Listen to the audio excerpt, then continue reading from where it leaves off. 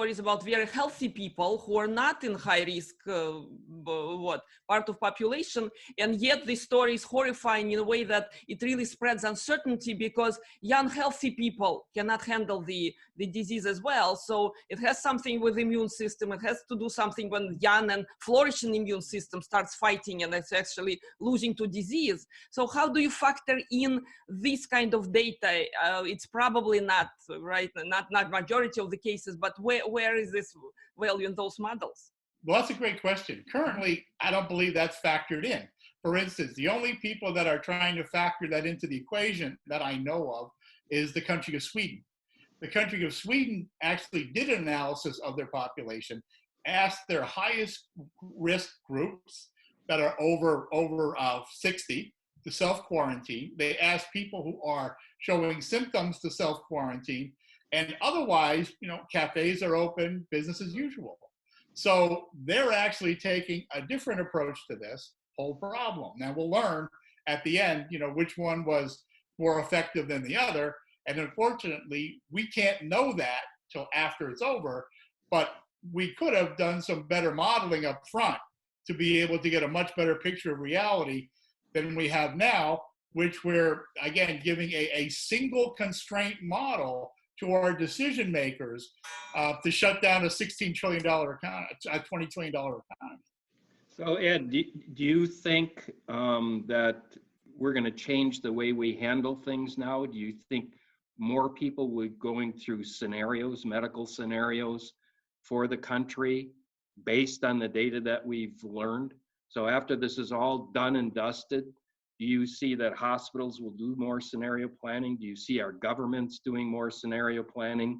Do you see they'll dissect it and say, well, look, these states didn't want to do the social distancing and they didn't have any problems, or they did and it was for nothing? I mean, do you think that data will be sliced and diced, and will we become better at modeling and scenario planning? Oh, evident, without a doubt. I think that this will be written about forever, will be the subject of countless PhD theses, will be the subject of countless lawsuits, no doubt, in our situation. But what I really believe is that this shows that each county, right, where the hospitals are, needs to have an understanding of its population and its needs. The one thing I really liked about the Imperial College of London and their group, they're in a group that's called Emergency Analytics. And I think that this is a very important thing that our country needs to embrace now, and should be embraced by every county in the country. And I don't know what the actual mechanism will be. I'd imagine it will be driven by some kind of federal initiative, and if not, it needs to be driven by a state initiative.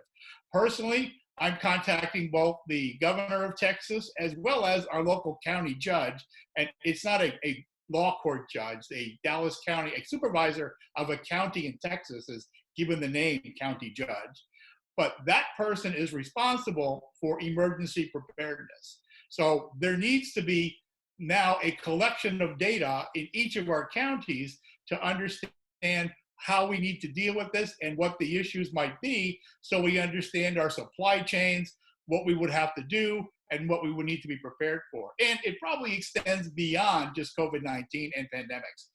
For floods, for instance, hurricanes, tornadoes, all of those types of instances need this type of thinking so that we can be prepared and truly serve the population the way we should.